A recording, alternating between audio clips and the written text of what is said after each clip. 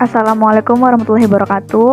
Perkenalkan, kami dari kelompok 9 yang beranggotakan saya sendiri Yogi Budi Utami, NIM 19070268082, dan rekan saya Nadia Sekar Ayu dengan NIM 19070026083. Video ini dibuat dalam rangka memenuhi tugas mata kuliah pendidikan gizi yang diampu oleh Ibu Pradipta Kurniasanti. Pada video kali ini kami akan membawakan materi tentang alat peraga dalam pendidikan dan konsultasi gizi. Hal-hal yang akan dibahas dalam video ini adalah pengertian alat peraga, manfaat alat peraga, jenis alat peraga, syarat alat peraga, ciri-ciri alat peraga, perencanaan dan pemilihan alat peraga, uji awal alat peraga, dan beberapa contoh dari alat peraga. Pengertian alat peraga atau media dibagi menjadi dua, yaitu arti luas dan arti sempit. Yang pertama adalah arti luas. Alat peraga atau media dapat berupa orang, material, atau kejadian yang dapat menciptakan kondisi tertentu sehingga memungkinkan klien memperoleh pengetahuan, keterampilan, atau sikap yang baru. Kemudian arti sempit dari alat peraga atau media adalah grafik, foto, gambar, alat mekanik dan elektronik yang dipergunakan untuk menangkap, memproses, dan menyampaikan informasi visual atau verbal.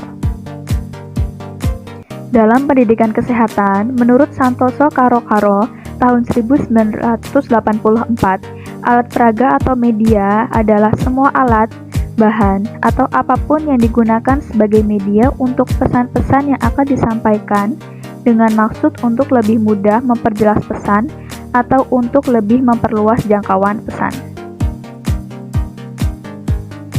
Kemudian manfaat alat peraga. Manfaat utama dari alat peraga adalah untuk memperjelas pesan-pesan yang akan disampaikan. Di samping itu, alat peraga juga dapat menambah efektivitas proses pendidikan dan konseling gizi. Secara rinci dijelaskan oleh Departemen Kesehatan tahun 1982. Manfaat dari alat peraga yang pertama adalah menumbuhkan minat kelompok sasaran, yang kedua membantu kelompok sasaran untuk mengerti lebih baik, yang ketiga membantu kelompok sasaran untuk dapat mengingat lebih baik, yang keempat membantu kelompok sasaran untuk meneruskan apa yang telah diperoleh kepada orang lain, yang kelima membantu kelompok sasaran untuk menambah dan membina sikap baru, yang keenam merangsang kelompok sasaran untuk melaksanakan apa yang telah dipelajarinya, yang ketujuh dapat membantu mengatasi hambatan bahasa, yang kedelapan dapat mencapai sasaran lebih banyak, dan yang kesembilan membantu kelompok sasaran untuk belajar lebih banyak. Kemudian adalah jenis alat peraga. Jenis-jenis alat peraga sebenarnya dapat dipandang dari berbagai sudut, namun di sini kita rangkum jenis alat peraga ada dua, yaitu yang pertama audio visual aids atau AVA, dan yang kedua adalah rumit dan sederhana. Audio visual aids atau AVA dibagi lagi menjadi tiga kelompok. Yang pertama adalah visual aids, dibagi menjadi dua, non-projected dan projected. Non-projected contohnya papan tulis, buku, brosur, leaflet, dan food model. Sedangkan projected contohnya ada slides, film strip, movie film, dan transparansi. Kemudian jenis yang kedua ada audio aids, contohnya loudspeaker, tape recorder, dan radio. Yang terakhir audio visual aids, contohnya videotape, film, sound slides, dan lain-lain. Jenis alat peraga yang kedua adalah rumit dan sederhana. Dibagi menjadi dua lagi, rumit dan sederhana. Untuk yang rumit menggunakan peralatan yang rumit dan cukup mahal, contohnya film dan film strip. Kemudian yang sederhana menggunakan peralatan yang sederhana dan mudah dibuat, contohnya poster, leaflet, lembar balik, model, dan lain-lain. Pembahasan berikutnya adalah tentang syarat alat peraga. Adanya syarat alat peraga ini ditujukan untuk dapat meningkatkan efektivitas proses pendidikan dan konseling gizi. Alat peraga harus memenuhi berbagai syarat berikut. Yang pertama adalah harus menarik. Menarik dapat dilihat dari desain atau tata letak, pewarnaan, isi pesan, dan bahan alat peraga tersebut tidak mudah rusak. Yang kedua adalah disesuaikan dengan sasaran didik. Sasaran didik dalam pendidikan dan konseling gizi berbeda-beda. Sasaran dapat dilihat dari segi umur, yaitu anak, remaja, dewasa, dan orang tua atau lanjut usia. Kemudian dari segi tingkat pendidikan, yaitu tingkat SD, SMP, SMA, dan perguruan tinggi. Dari suku daerah, yaitu dari Batak, Sunda, Jawa, dan Bali, dan sebagainya. Dan dapat dilihat juga dari segi latar belakang budaya dan pengalamannya. Kemudian yang ketiga adalah mudah ditangkap, singkat, dan jelas. Alat peraga yang baik tidak boleh menimbulkan multi-interpretasi atau bermakna ganda. Bahasa yang digunakan disesuaikan dengan tempat alat peraga tersebut digunakan. Gunakanlah bahasa atau kata yang singkat dan jelas. Yang keempat adalah sesuai dengan pesan yang hendak disampaikan. Pesan dapat disajikan dalam bentuk gambar dan kata-kata. Antara gambar dan kata-kata harus sesuai dan saling berhubungan. Ingat, pesan tersebut mengacu kepada tujuan alat peraga tersebut dibuat. Kemudian terakhir adalah sopan. Alat peraga tersebut tidak boleh melanggar norma, etika, dan budaya yang ada di tempat alat peraga tersebut digunakan. Pelanggaran norma misalnya adalah adanya penampilan gambar yang tidak senonoh atau pornografi. Kemudian adalah ciri-ciri alat peraga sederhana. Menurut Departemen Kesehatan Republik Indonesia tahun 1982, ciri-ciri alat peraga sederhana yaitu: yang pertama, biaya pembuatan murah. Kedua, dibuat dari bahan dari tempat alat peraga tersebut digunakan. Yang ketiga, mencerminkan kehidupan, kepercayaan, dan kebiasaan setempat. Yang keempat, masyarakat melihatnya sebagai penggambaran keadaan lingkungannya sendiri. Yang kelima, ditulis atau digambar secara sederhana dan menggunakan bahasa dan gambar yang mudah dimengerti. Yang keenam, memenuhi kebutuhan petugas kesehatan dan masyarakat.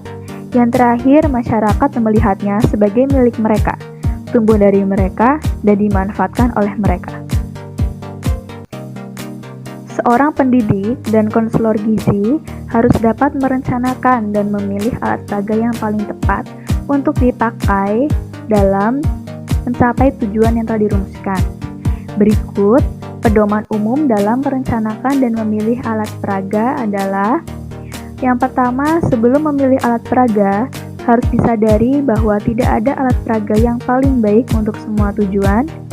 Yang kedua, perencanaan dan pemilihan media dilakukan secara objektif. Hal ini berarti bahwa alat peraga benar-benar digunakan sebagai dasar pertimbangan efektivitas proses konseling atau pendidikan gizi, dan bukan atas kesenangan pendidik dan konselor semata. Yang ketiga, memerhatikan hal-hal sebagai berikut. Yang pertama adalah tujuan. Alat peraga tersebut harus dipakai untuk mencapai tujuan yang efektif. Tujuan pendidikan yaitu mengubah pengetahuan, sikap, dan tingkah laku. Di samping itu, tujuan penggunaan alat peraga perlu diperhatikan, yaitu sebagai alat bantu dalam pendidikan, menimbulkan perhatian, mengingatkan sesuatu pesan, dan menjelaskan fakta-fakta, prosedur, dan tindakan. Yang kedua adalah sesuai dengan sasaran atau klien. Pemilihan alat peraga harus sesuai dengan kemampuan sasaran atau klien. Hal-hal yang perlu diperhatikan yaitu besarnya sasaran, individu atau kelompok, kemudian kategori sasaran seperti umur, pendidikan, pekerjaan, jenis kelamin, dan lain-lain, kemudian bahasa yang digunakan, adat istiadat dan kebiasaan, kemudian minat dan perhatian, pengalaman dan pengetahuan mereka tentang isi pesan, pengalaman mereka dengan alat peraga. Mengetahui kondisi sasaran ini dapat membantu konselor atau pendidik dalam memilih bahasa yang tepat, penggunaan gambar yang tepat, sesuai dengan adat istiadat dan kebiasaan, dan pemanfaatan istilah-istilah yang sering digunakan dalam kehidupan sehari-hari sasaran atau klien. Yang ketiga adalah bahan atau alat. Pemilihan alat peraga harus mempertimbangkan bahan dan alat yang mudah didapat. Yang keempat adalah dana dan daya yang ada. Faktor dana, fasilitas, dan tenaga untuk membuat alat tersebut perlu memperhatikan beberapa hal, seperti apakah petugas dapat membuat sendiri, apakah dana yang tersedia cukup, apakah bahan yang diperlukan mudah diperoleh, apakah potensi tenaga setempat dapat digunakan untuk mempersiapkan dan membuat alat peraga tersebut. Yang kelima adalah kualitas atau mutu teknik. Apakah alat peraga yang dipilih kualitasnya masih baik?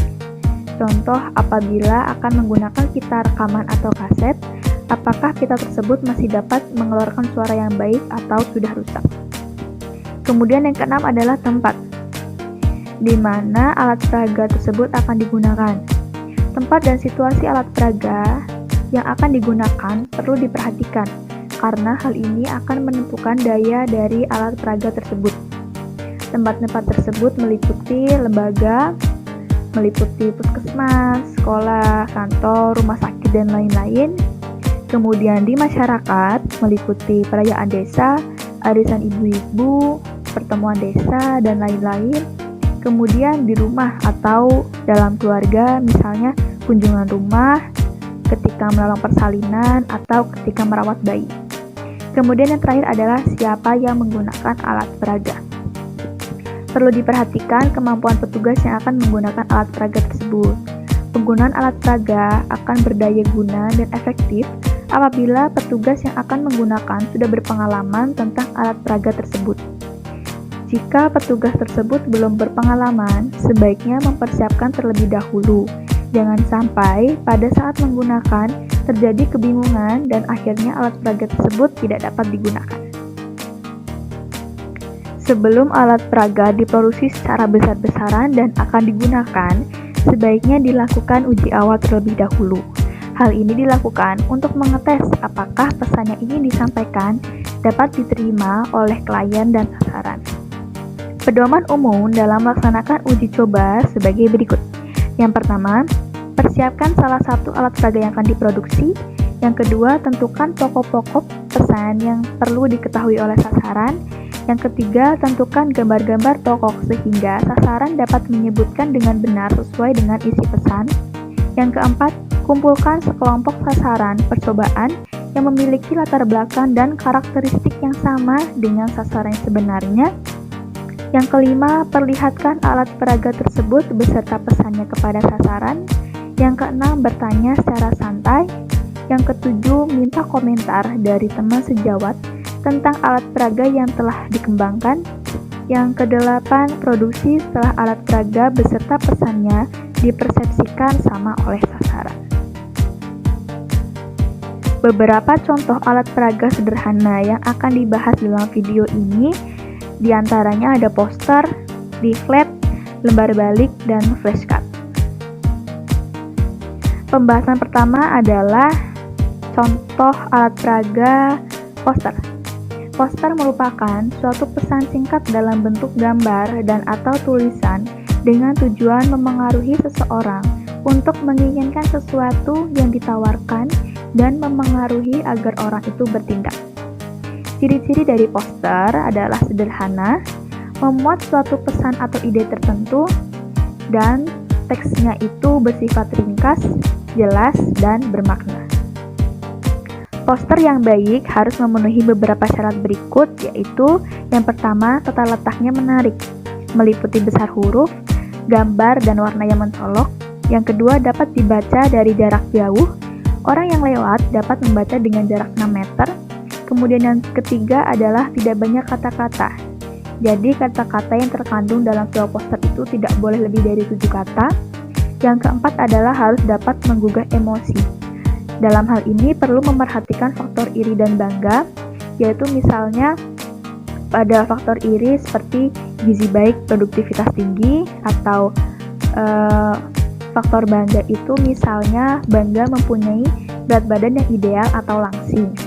Kemudian yang terakhir adalah memenuhi ukuran standar, biasanya 50 x 70 cm atau 35 x 50 cm.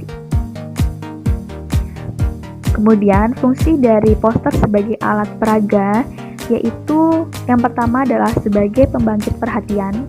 Misalnya poster gizi baik adalah investasi. Yang kedua sebagai pemberi petunjuk. Misalnya faktor-faktor yang perlu diperhatikan untuk mencapai status gizi yang baik. Kemudian yang ketiga sebagai peringatan, misalnya seperti yang sering kita temui ada poster dilarang merokok. Kemudian yang keempat, merangsang kreativitas sasaran. Bismillahirrahmanirrahim. Assalamualaikum warahmatullahi wabarakatuh. Di sini saya Nadia Sekar Ayu akan melanjutkan materi dari rekan saya yaitu Yogi Budi Utami mengenai alat peraga poster. Poster tidak bisa dibuat hanya sesuai dengan kemauan kita, tapi ada beberapa aspek yang harus diperhatikan.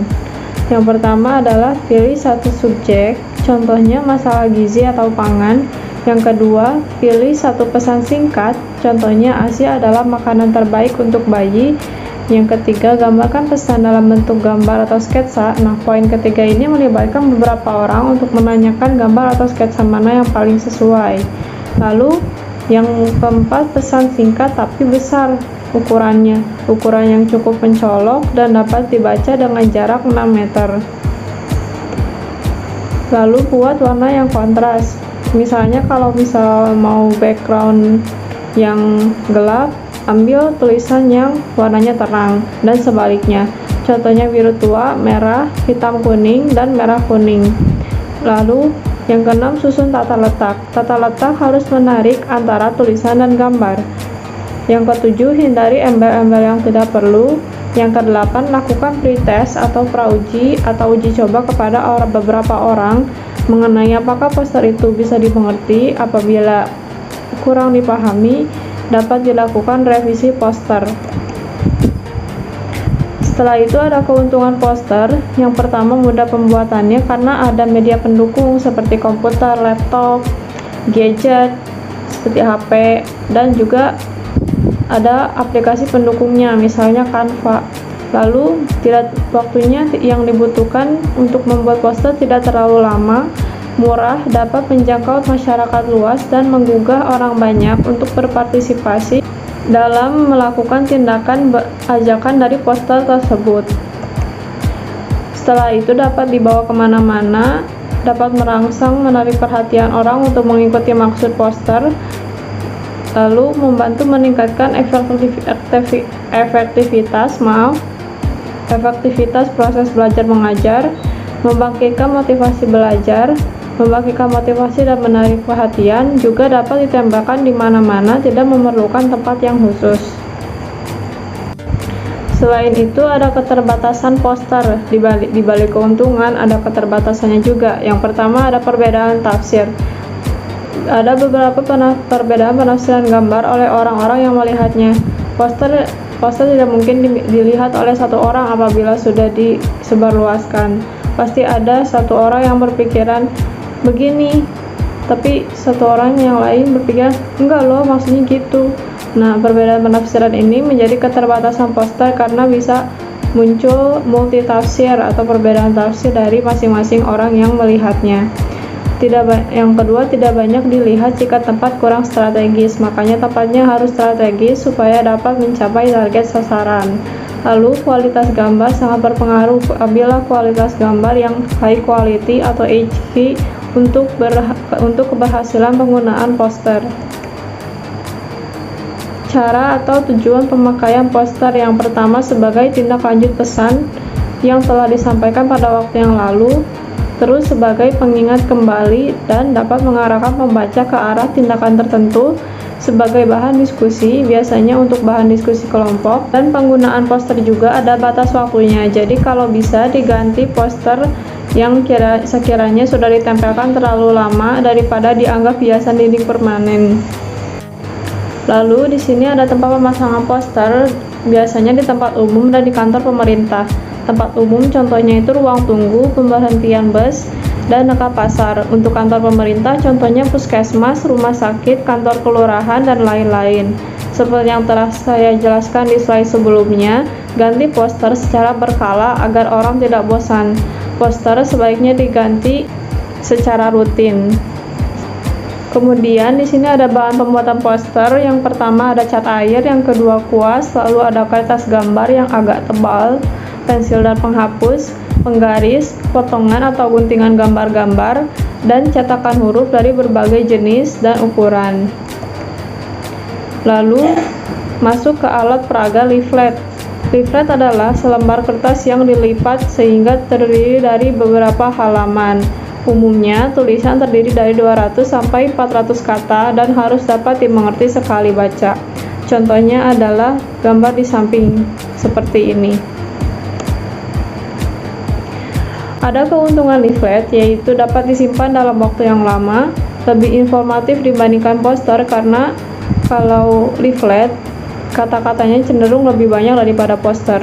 Dapat dijadikan referensi atau sumber pustaka, dapat dipercaya karena dicetak oleh lembaga resmi, dan jangkauannya lebih luas karena satu leaflet mungkin dibaca oleh beberapa orang.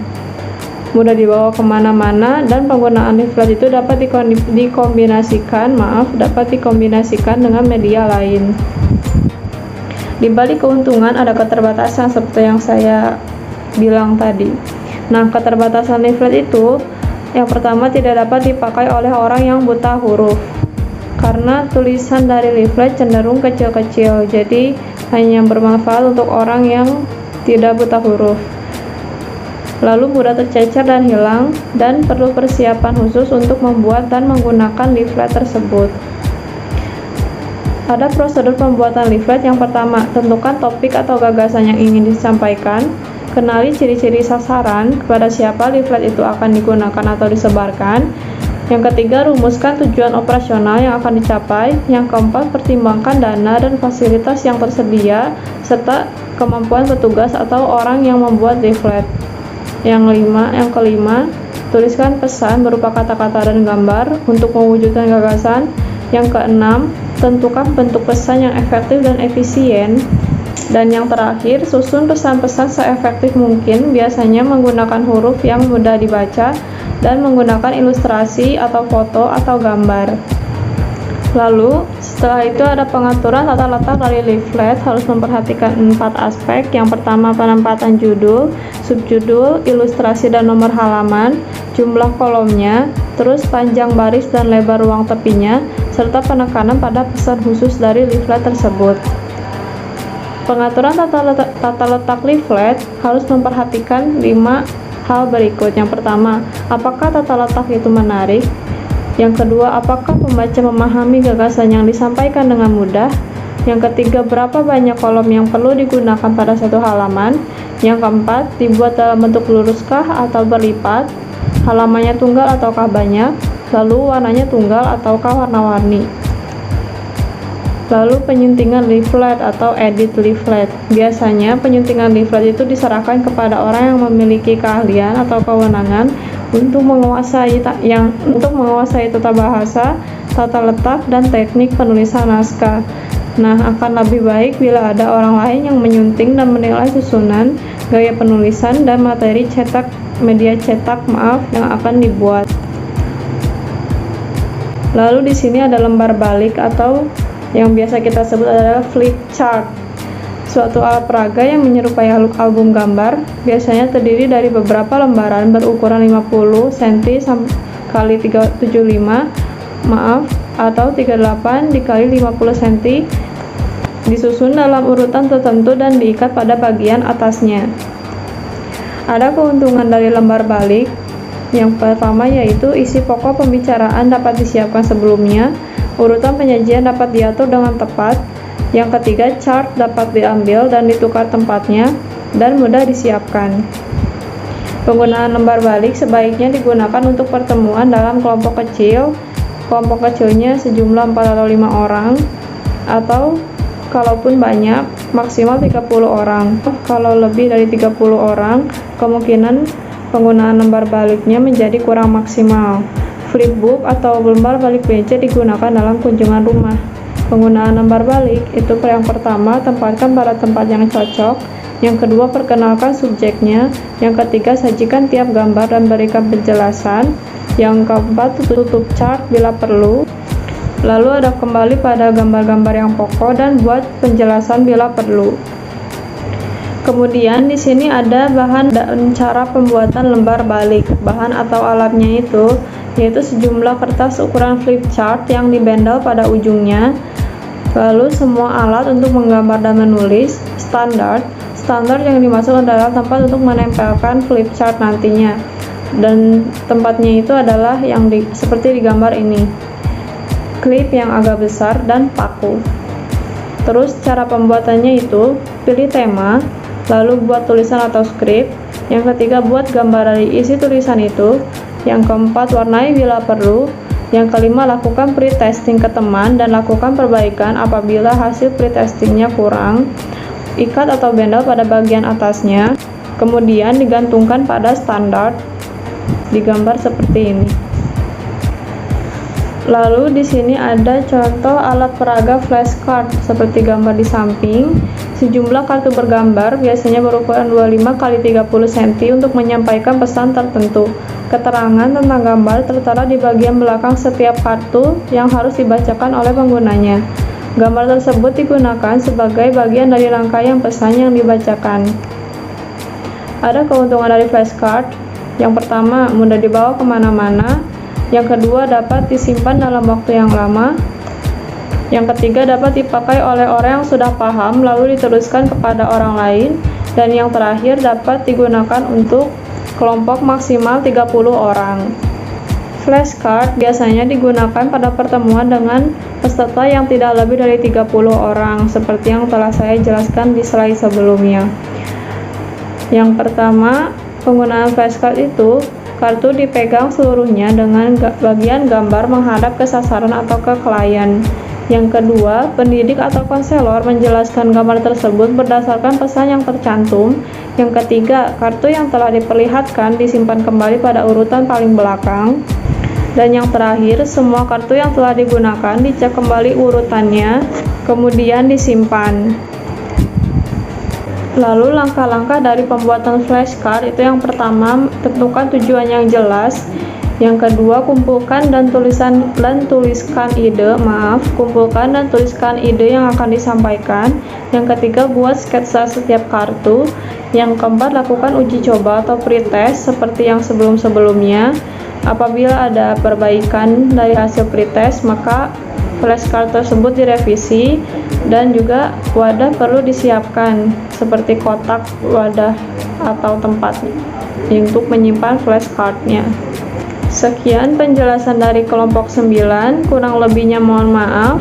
Wassalamualaikum warahmatullahi wabarakatuh.